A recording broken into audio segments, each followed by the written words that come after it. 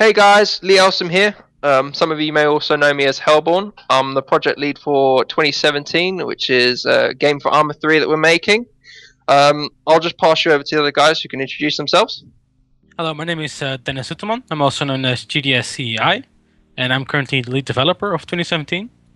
And I'll pass it over to Shin. Yeah, I'm Luke, also known as Shin Kicker, and I work on a bit of everything, bit of code and 3D modeling.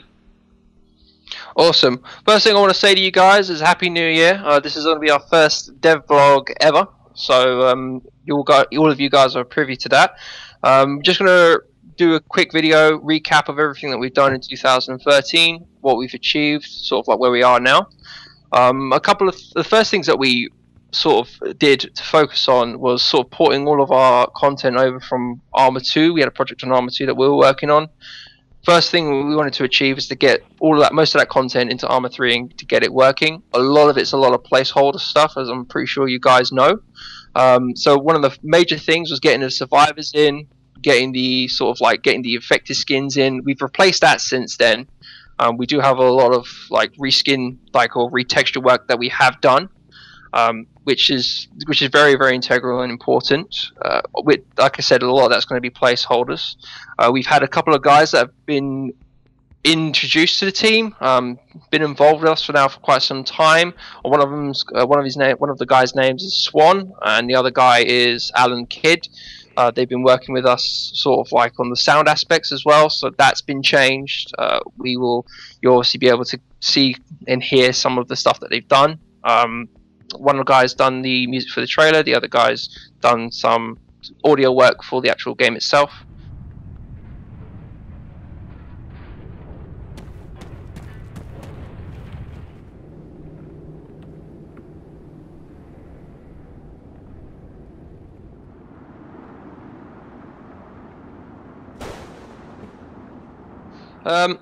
Other things that we have implemented into the game is getting our sort of staple weapons working, like the rusty M4s and M16s and trademark Mosin with our own little handgun in there.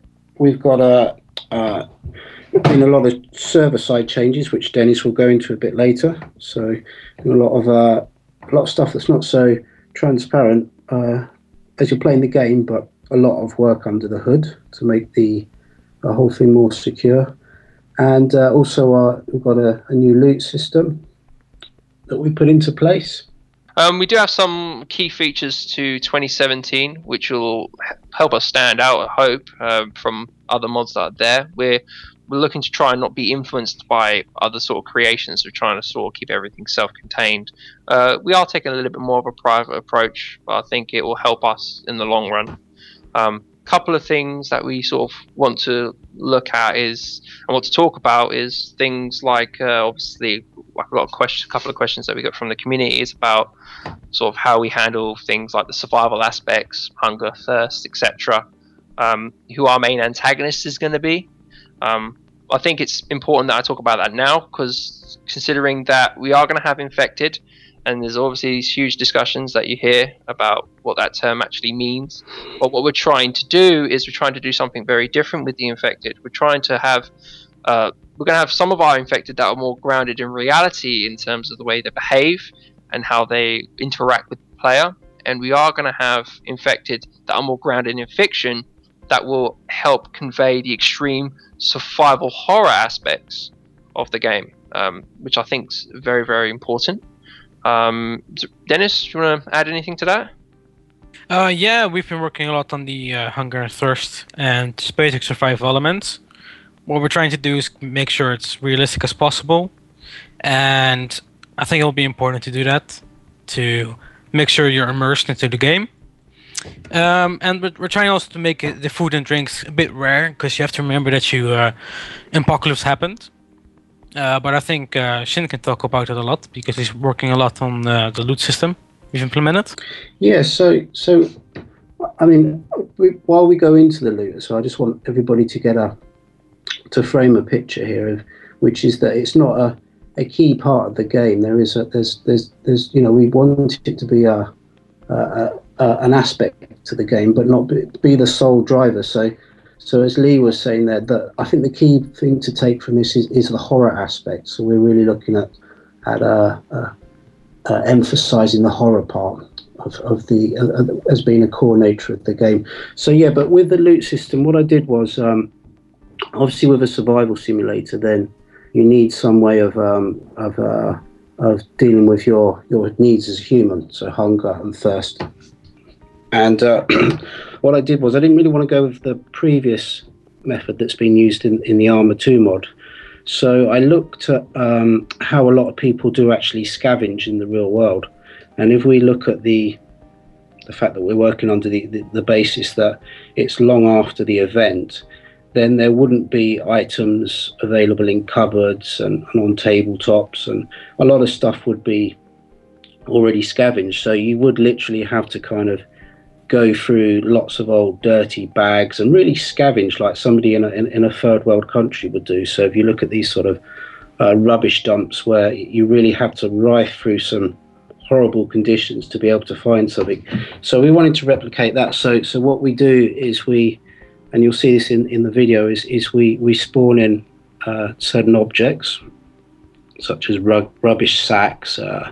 There's going to be old boxes and a few other models that I'm working on to bring in, and these will using a random seed, they will introduce loot items into each particular object. So you need to actually go up to it and salvage through that particular object to find any particular piece of loot. And one of the things that we're also going to do for this is introduce a bit more of a hazard to doing that, so that there's certain things such as there might be a rodent that's in the pile of rubbish, or there might be a hypodermic syringe, so you could prick your finger and catch some sort of disease, hepatitis or HIV, and really sort of make it a kind of try and take out that kind of humdrum, here we go, loot through all the buildings sort of thing, and try and make it something a bit more, a lot more risky, and more of a risky endeavour to do, because there will be other means of sustaining your needs as a human. I mean, that will be kind of we want the loot to be a more of a desperate resort, really, that you'd take to, as you would in the real world, really. So yeah, that's an overview of the loot system, but it's not going to be a driver of the game. You know, we're really wanting to sort of to make things a lot more interesting with kind of not being purely based as a survival simulator. I mean, obviously SA's doing that, and they're doing a really good job there. So we want to kind of branch off and go for something different, really. But we're kind of talking about this because it's a frame of reference that everybody knows and is interested in. I mean, what we're trying to do is we're trying to sort of create a nice combined experience. Yeah, there is some survival in there. Yeah, there is some horror, but we also want to make it a lot more about the player and player interaction. And we have implemented some quite nice features into the game so far that will prevent the whole kill on sight attitude. And we have features in game which kind of makes you care more about your character, and we have future plans for that as well. I mean, a couple of questions that we got from the community is like things such as sort of customizable clothing, etc. Well, bear in mind that we are on ArmA3 now, and ArmA3 enables you to sort of interchange your clothing, wear headgear, etc., and we can define it the way we want. So yeah, there are going to be various different types of clothes, you know, which we're looking at you can sort of craft and be able to obtain. Not really, you know, so that's not really a huge obstacle for us. We think that'll add to the game quite nicely. It's the same thing with the weapons. It carries over to the weapons. You'll be able to make different attachments, put them onto the guns. You know, everything's. But again, we don't want to. That's another thing as well. We don't want to focus primarily on gunplay. We are trying to focus more on player interaction. Get people closer and get them to interact and try and sort of live through the world that we're trying to sort of portray. I mean, Dennis will probably be able to elaborate a little bit more on some of the things that we have about getting people sort of interacting more. Yeah, definitely. We're implementing a sanity system for one. We won't go too much in depth on that, but I can say that you will basically need to interact with players a bit more than you might do otherwise. Another thing is that we're trying to implement shelter, like has been asked on the forums. We have been trying to, brainstorm a bit on that idea, and we're definitely going to implement it. It's a feature that we may want to work more on. Instead of like actually making shelter, you might want to barricade a house that's already there. And Definitely. I think that'll really add to, again, the immersion effect on it, and to scare off other players or maybe scare off infected, you would barricade a house and just live through the night, for example. And another thing that we will be looking at as well is making use of actual towns and areas. So, but we will be looking at the fact that Altis contains these huge, whole towns and small villages and areas that can be that can be utilised in quite an interesting way. And another thing I was going to mention on a similar scope is that we're having something called a mission framework, which allows us to create missions that are specifically suited for the game, and these will be random events that will occur, and will be based on bringing players together, but not bringing players together to battle it out to win a particular objective or to gain a certain advantage, but to consider more of the social aspect. Another feature that we're we are going to have is single player campaigns, where they are more to do with the lore of 2017, to describe more of the story, a little bit more background, or even events that take place during in post 2017. Because bear in mind that 2017 isn't the year in which the game takes place. It's the year in which where the apocalypse happened, and we are now living in a post-apocalyptic time where time has passed. We don't know how long it's been, and survivors are just trying to survive. So yeah, having those single-player campaigns will allow us to expand on this.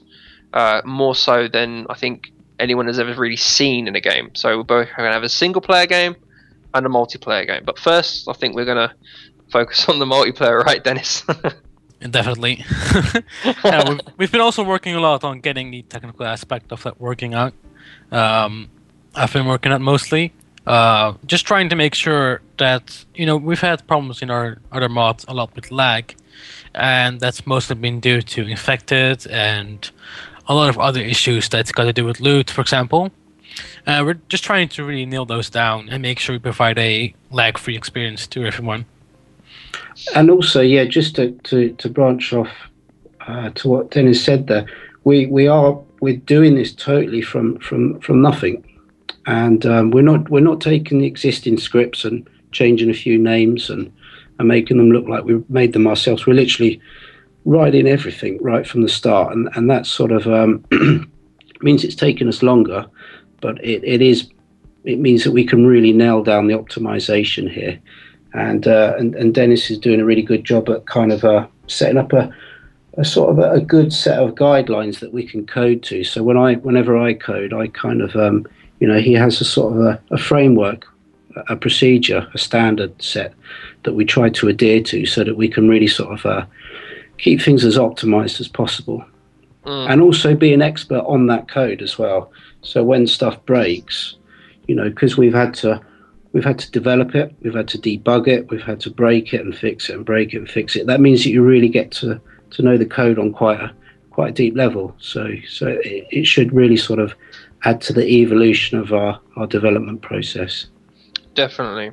One of the other features I think I just remembered, one of the major ones in my opinion, which will help both player interaction and providing a very, very good game feel, is one where we have our own third-person angle, our own third-person camera angle, where people cannot exploit third-person looking over walls or looking around corners. This is with the help of a BI community member, Outlawed. I'm sure you'll be able to find his content on ArmAholic, and you'll be able to see like what he's posted in BI forums. But he's basically produced this edition called the Fourth Wall, where you basically can't exploit the third person. Everything that you can't see in first person, you won't be able to see in third person. things like the enemy units. In this case, it'll be like either other players or the infected. You won't be able to see them around using the third person, like over a wall or around a corner. You literally have to be around the corner and use your eyes, so that no player will gain an unfair advantage over someone else. There's obviously still room for improvement, but I definitely believe it belongs in this game, and you guys are gonna love it when you play it. You can see by the video footage how it works. What we can sort of talk about is sort of how the game and the website and all of that will interact. Dennis, I think you're sort of covering this. Yeah, what we're trying to do is really make it that we track a lot of the player data, so that we can make it brilliant website out of it, and you will be able to track your player data online. You'll be able to follow statistics for your player, and just generally see what you've done and what you kind of still want to do, and stuff like that. You can interact with other players. We're just trying to make a really awesome website behind the game. Definitely. So yeah, you can just have a social experience too. Definitely, and trust us when we say this. We really want to kick 2014 off with a bang. Hopefully, within the first quarter, we're looking to release a closed alpha, and then in the second quarter, we're looking for perhaps an open beta, and then finally a release in the third. Again, none of this is set in stone, so bear with us if we possibly miss the date slightly. Is there anything else anyone else wants to say? Anything else? Yeah, I was just going through some of the questions from the guys, and some of the interesting ones.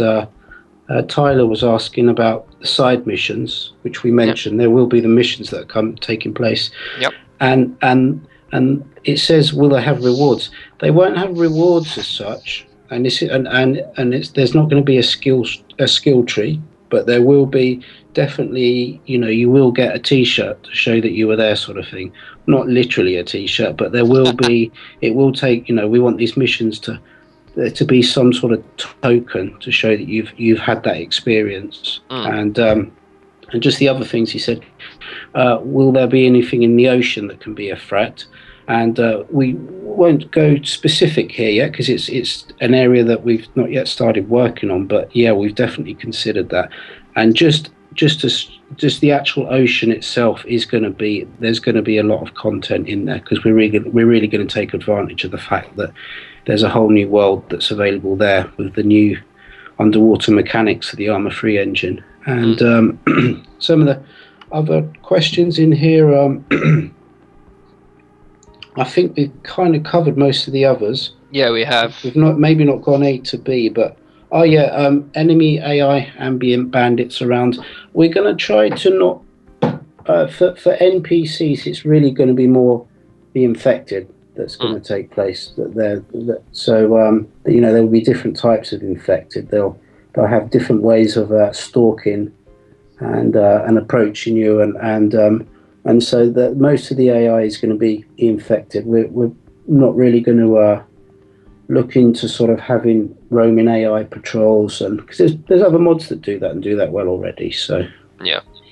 Okay, so what we're looking to do is we're looking to continue work and polishing our foundation, make sure all the key and core features are implemented and are working to 100% efficiency. That's going to be our backbone for the entire mod. That's the most important thing to us to get working and to keep it working.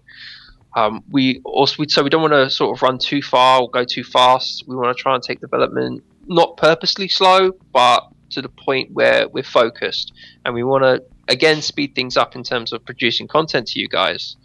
But again, we also have to. It's all about just trying to find balance between the two.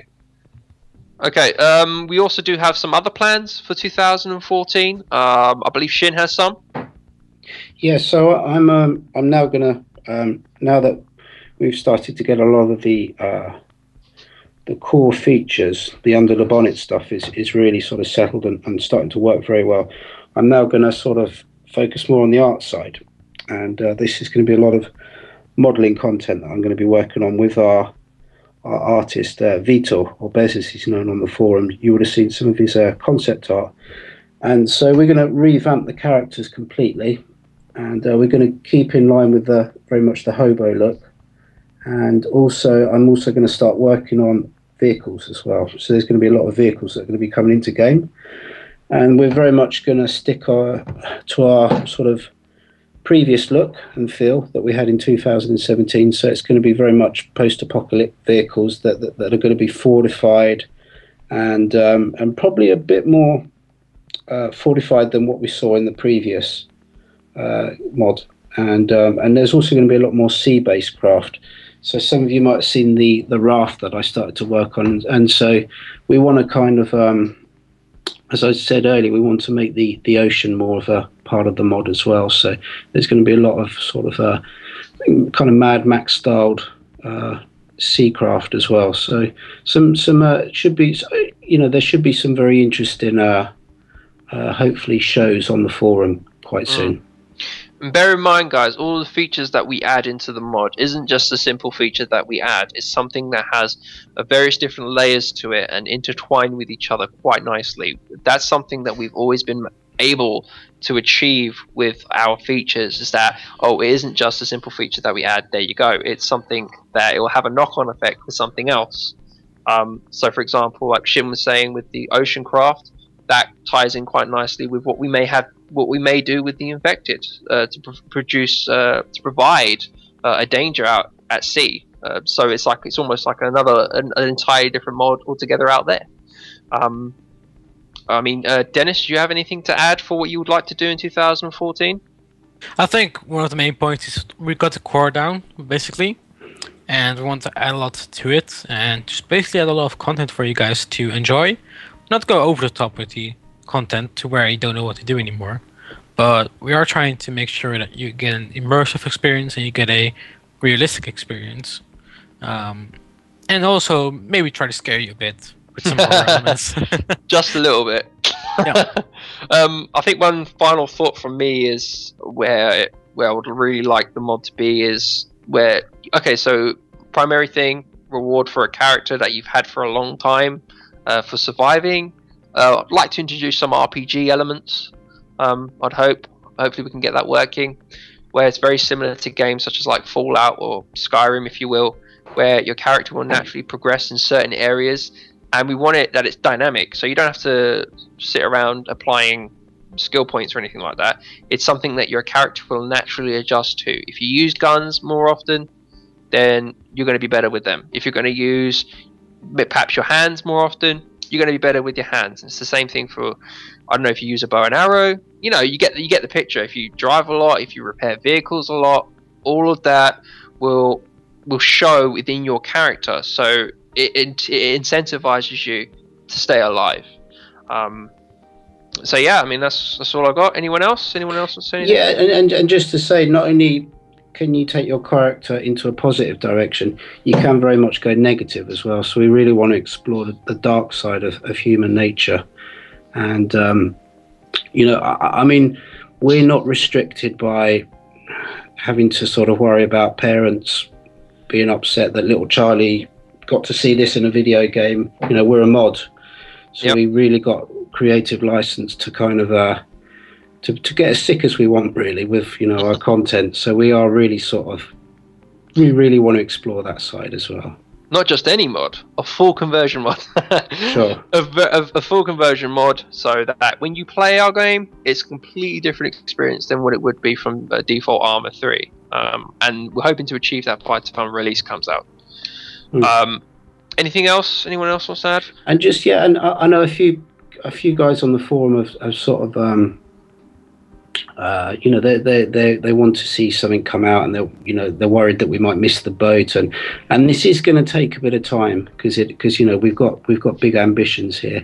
Yep. And so if anybody's kind of getting a bit sort of frustrated with our progress, go and play some other games and get into other mods and pop back every now and then and check on progress. I mean, we'll update our Twitter, we'll continue to update the forum, and and if you're really, really passionate about the mod, and you're really sort of you're chomping at the bit for progress, and maybe get in touch with us, because we always consider taking new people onto the team if they've got a real passion and a fire in their belly and some means of applying themselves, then then it's always something that we can talk about as well.